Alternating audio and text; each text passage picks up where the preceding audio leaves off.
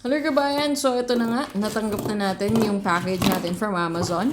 So hindi to budol. This is something na mapapagkakitaan at mapapagkalibangan na rin natin. Ayan na nga, umorder kami ng DIY candle making kit.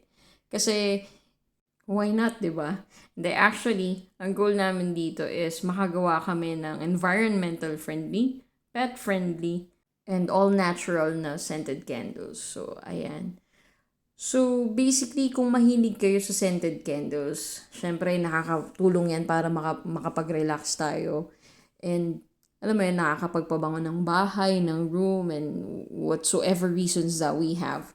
Pero, i-make sure din natin na health-wise is hindi siya nakaka-apekto sa atin or wala siyang negative effect. So, ito na nga, hinahalwat na natin yung laman ng DIY candle making kit.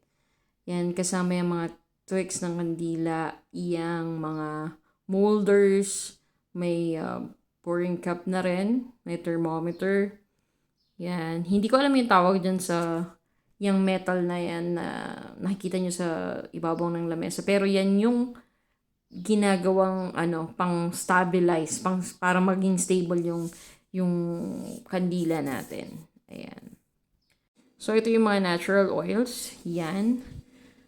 Para ma-make sure natin na natural pa rin talaga yung gagamitin natin para sa scent o sa magiging bango, aamoy ng mga kandila natin. Yan. Ito hindi ko alam kung ano to, pero aralin ko muna ha. At ito, may kasama na silang canisters.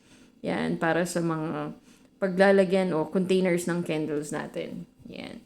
So, once na matapos namin tong project na to, syempre, at the moment, ito pa lang, yung pag-unboxing pa lang yung sinishare ko sa inyo. Pero don't worry because very soon we'll be sharing with you yung na-master na namin na product. Yan. May wax na rin siya. And kompleto na talaga siya for the startup. So, watch out for this sa blobly.com.